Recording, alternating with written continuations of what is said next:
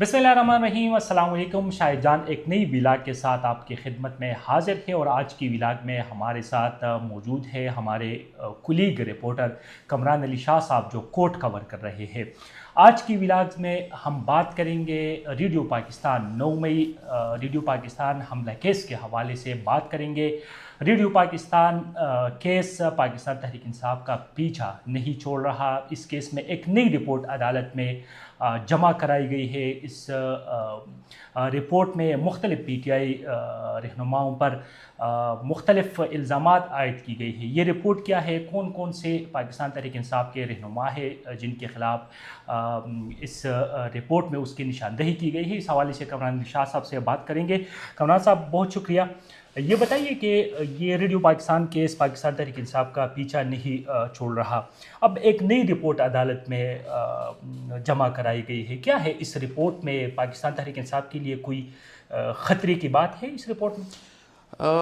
ख़तरा तो जब से ये दोबारा रीओपन हुआ है केस, तो ख़तरा तो मंडला रहा है सबके सरों पर। और जो रिपोर्ट नई जो अदालत में पेश हुई है वो वही पुरानी चीज़ है जो लाहौर के लैब से आई थी, और इसमें ये साबित किया गया था कि इस हमले में ये लोग जो है शरीक थे, और उस वक्त उस जगह पर ये लोग मौजूद थे। और फिर उसके बाद उन्होंने अपने सोशल मीडिया अकाउंट्स या समाजी राब्तों के जो वेबसाइट्स होते हैं उस पर ख़ुद एतराफ़ भी किया कि हम मौजूद थे। वीडियोज़ भी अपलोड की गई, और उसमें वज़ीर आला खैबर पख्तूनख्वा का नाम भी लिया जा रहा है कि वो भी उस वक्त वहाँ पर मौजूद थे। ये रिपोर्ट पुलिस को वापस की गई थी और एक कॉपी अदालत में रखी गई थी, और पुलिस को कहा गया था इसको बाज़ाब्ता तरीके से दोबारा प्रेजेंट किया जाए। तो दोबारा उसको प्रेजेंट किया गया, और उस रिपोर्ट के प्रेजेंटेशन के दिन की जो समाअत है उसका तहरीरी फ़ैसला जो है वो अब मंजर आम पर आया है। उसमें सिर्फ जो 9 एब्सकांडर हैं उनका ज़िक्र मौजूद है कि 9 ऐसे अफराद हैं जो PTI के वर्कर है या निचले सतह के रहनुमा हैं, उनके नाम उसमें शामिल की गई है कि 9 जो कि अफराद जो मफरूर है इस वक्त है अदालतों से। मुसलसल अदालतों से मफरूर है। आसिम, मोहम्मद आसिम का एक नाम है, शायद ये अरबाब मोहम्मद आसिम हो, जो साबिक़ा नाज़िम है पेशावर साबिक़ा का। नाज़िम पेशावर था, और उसके हवाले से ये कहा गया है कि वो ज़मानत पर है। इसके अलावा दीगर जो मुल्ज़िमान है उनकी कोर्ट अपीयरेंस से इस्तिस्ना की जो दरख्वास्त दी गई थी वो मंजूर की गई है। और ये सारा एक समाअत का जो अहवाल था वो तहरीरी शक्ल में ATC अदालत से जो है वो मंजर आम पर आया है। इसमें ये भी कहा जा रहा है कि जो साबिक़ा वज़रात थे जिसमें कामरान बंगश था, तैमूर सलीम जगड़ा, और अभी जो रीजनल सदर है या सिटी सदर है इरफान सलीम, उनका नाम लिया जा रहा है कि वो लोग इसमें मौजूद थे और इस केस में भी वो नामज़द थे। बाकी नामज़दगियाँ जो है तो वो बाद में भी हो सकती है। और वजह क्या बनी कि इस केस को रीओपन किया गया? वजह ये बनी कि पाकिस्तान तहरीक इंसाफ की जब सूबे में हुकूमत आई तो 9 मई वाक़यात में जितनी भी लोग या सज़ा याफ्ता थे, जेलों में थे, या उन पर मुक़दमात चल रहे थे, तो उन सब मुक़दमात में पेशरफ्त शुरू हुई। और चूँकि यहाँ पर हुकूमत पाकिस्तान तहरीक इंसाफ की थी, तो जो प्रोसिक्यूशन का महकमा है, जो सरकारी वकला होते हैं या आला सतह पर जो एडवोकेट जनरल ऑफिस है, उनसे इन लोगों को बरी करने का जो सिलसिला है वो शुरू हुआ। और इसी में पाकिस्तान रेडियो पाकिस्तान का जो केस था वो भी इसी जद में आ गया, और उनमें जो मुलव्विस या नामज़द लोग थे उनकी बरीयत का या केस में उनको फारिग करने का जो सिलसिला है वो शुरू हुआ।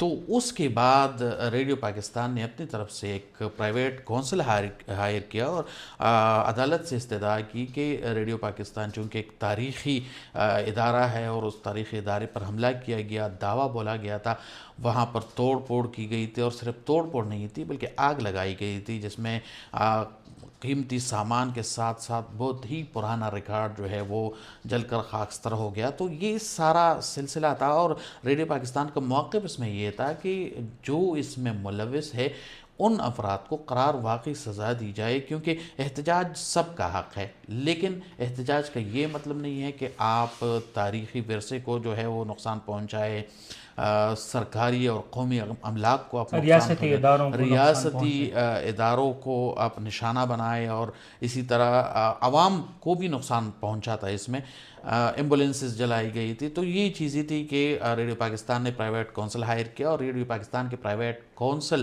جب عدالت میں انہوں نے درخواست دی کہ اس کیس کو ری اوپن کیا جائے، اس کا فورینزک کیا جائے، تاکہ پتہ چلے کہ کون کون سے ایسے کلپریٹ ہے، ایسے ملزم ہے یا مجرم ہے جو اس میں ملوث تھے، ان کو قرار واقعی سزا دی جائے، تو حکومت کی جانب سے اس پر اعتراض کیا گیا اور یہ کہا گیا کہ پرائیویٹ کونسل جو ہے وہ ہائر نہیں کیا جا سکتا۔ تو اس پہ بھی سماعتی ہوئی اور مثالی دی گئی، دیگر مقدمات سے، بڑے مقدمات سے مثالی دی گئی کہ جی بطور ایگزامپل پیش بطور مثال پیش کی گئی کہ فلاں مقدمے میں بھی پرائیویٹ کونسل، سرکاری محکمے نے پرائیویٹ کونسل ہائر کیا تھا، اور سرکاری محکمے کو سرکاری جو وکلاء تھے ان پر اعتماد نہیں تھا۔ اب صوبے میں بھی یہی سچویشن ہے کہ یہاں پر جو سرکار ہے وہ تو پی ٹی آئی جن پر کیسز ہے وہ اس وقت حکومت میں ہے۔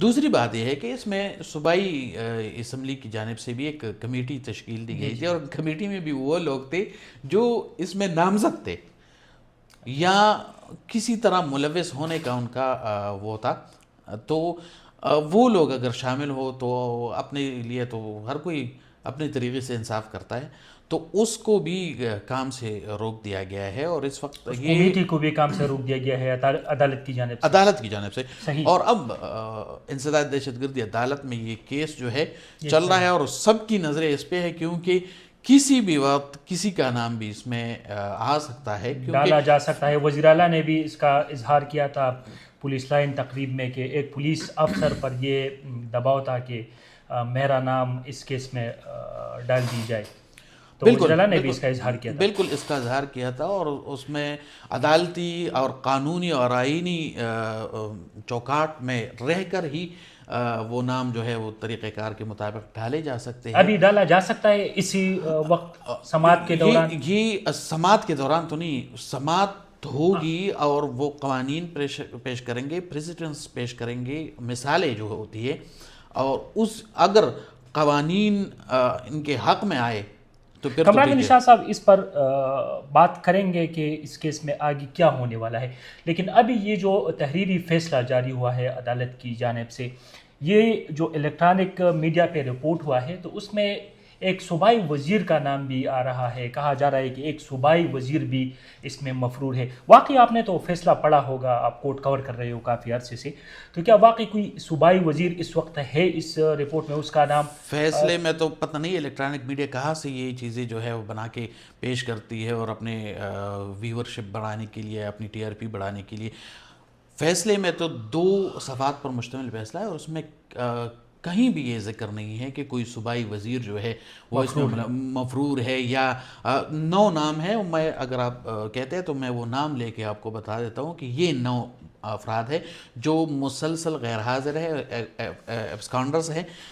اب باقی میں نے پہلے بھی کہا کہ محمد عاصم ایک نام ہے اس میں، اور اب یہ کون ہے یہ بھی ثابت نہیں ہے کہ یہ وہی ارباب لیکن محمد عاصم تو ابھی وزیر بھی نہیں ہے، اور عاصم وزیر بھی نہیں ہے، عاصم کسی سرکاری عہدے پہ اس وقت نہیں ہے۔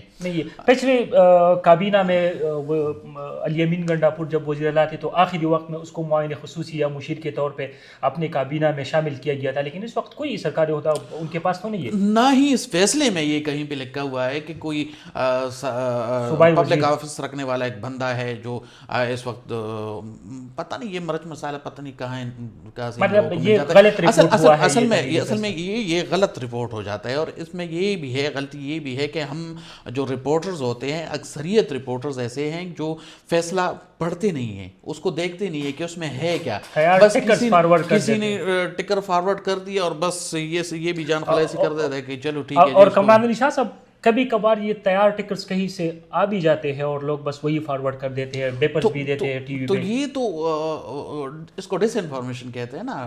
ڈس لیکن یہ انفارمیشن تو بھی ہوتا ہے نا. طریقے سے پھیلایا جاتا ہے، کسی کی وجہ کسی کی جانب سے یہ پھیلایا جاتا ہے. اور کون یہ بات ہے، اگر ایک رپورٹر جو ہے وہ فیصلہ پڑھے اس میں دیکھے تو اس کو پتہ چل جاتا ہے کہ یار یہ ایک بندہ ایک عرصے سے کورٹ رپورٹنگ کر رہا ہے، تو وہ جب ٹکر دیکھ بھی لیتا ہے تو اس کو پتہ چل جاتا ہے کہ یار یہ ایسا نہیں ہو سکتا نا، یہ کہاں سے آئے ہیں، یہ ایسا نہیں ہو سکتا.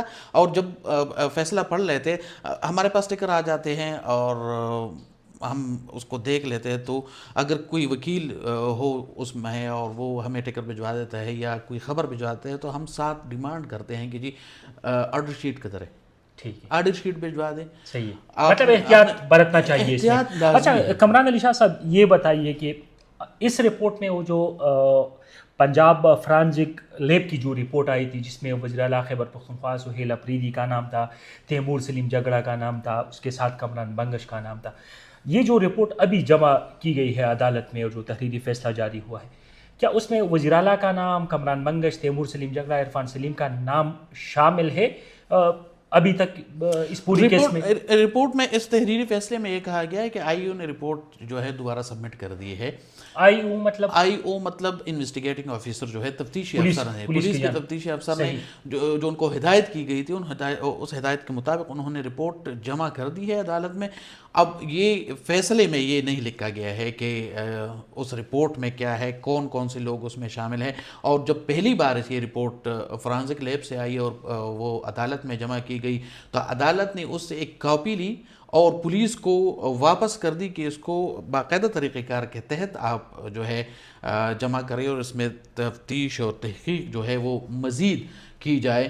تو اس فیصلے میں بھی یہ نہیں تھا. اچھا، یہ پتہ نہیں کس نے رپورٹ کہاں سے نکلوا کر وائرل کر دی ہے. اور پھر یہاں پہ تو ابھی تک اس کیس کا کوئی تعلق وزیر اعلیٰ خیبر پختونخوا کے ساتھ نہیں ہے، نہ عدالت میں اس کو کوئی تعلق پیش کیا جا سکا ہے اور نہ ابھی تک کوئی ہے. اصل میں یہ ہوتا ہے جب فرانزک آ جاتی ہے تو اس پہ پھر دونوں جانب سے دلائل دی جاتے ہیں، اس میں ثبوت پیش کی جاتے ہیں. کچھ ثبوت جو ہے تو وہ فرانزک کی صورت میں آ جاتے ہیں، کچھ ثبوت جو ہے ویڈیو آڈیو اور ٹیپس سے آ جاتے ہیں، کچھ ثبوت ایسے ہوتے ہیں جس میں گواہوں کی بھی ضرورت ہوتی ہے.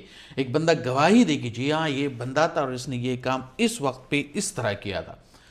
تو یہ تو کوئی گپ نہیں ہے نا کہ یہ تو قوانین ہے، اور قوانین لیکن وہ جو فرانزک رپورٹ منظر عام پر آئی تھی پنجاب فرانزک لیب سے، وہ رپورٹ پشاور کی عدالت میں جمع کی گئی ہے، اس کے ہے کوئی شواہد وغیرہ؟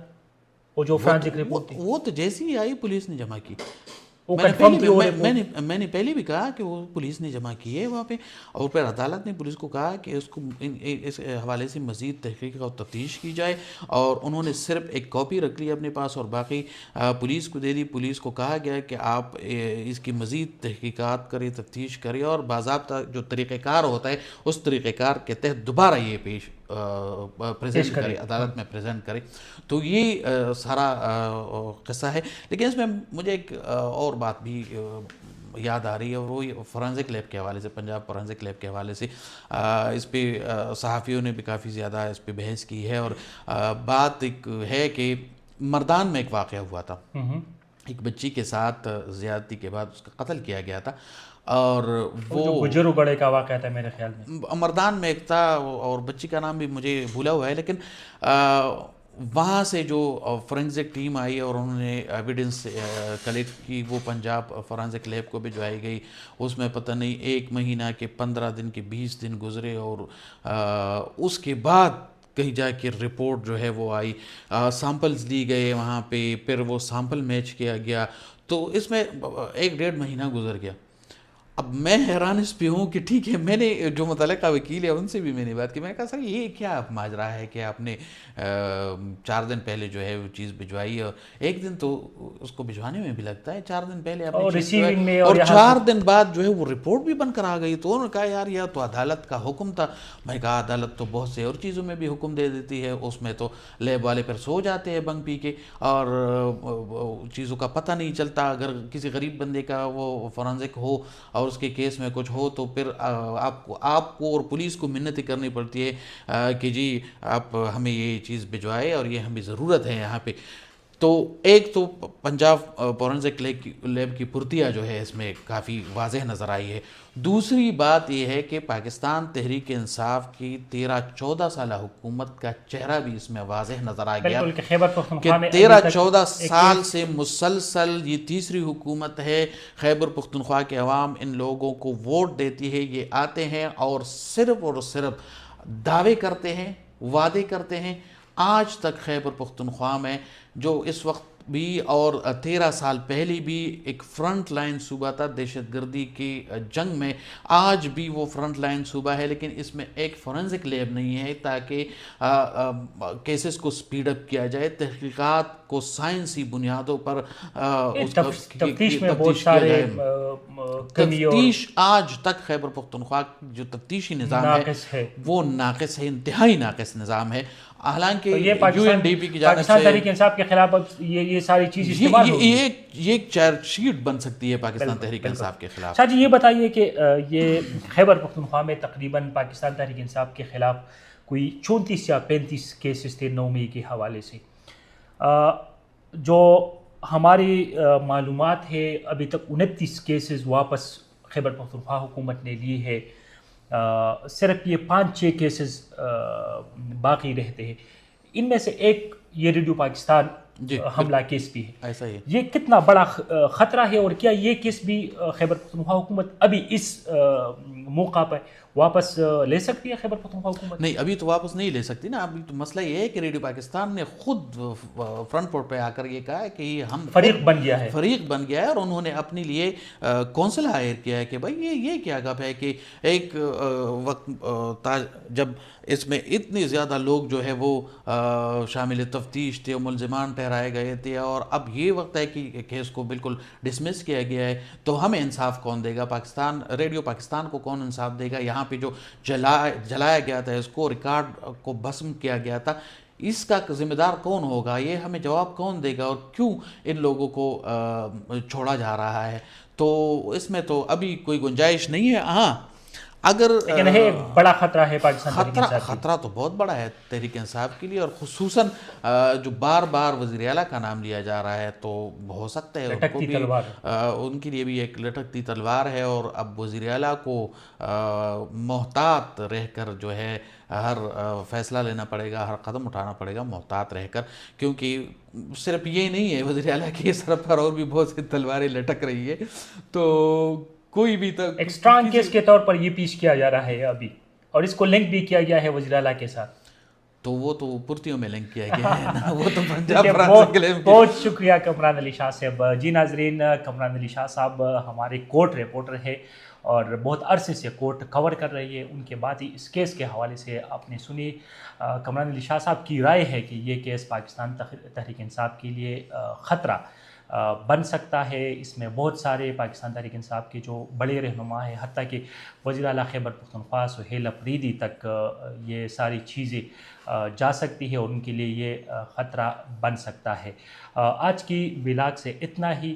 اگلی ولاگ تک اجازت دیجیے. اللہ حافظ.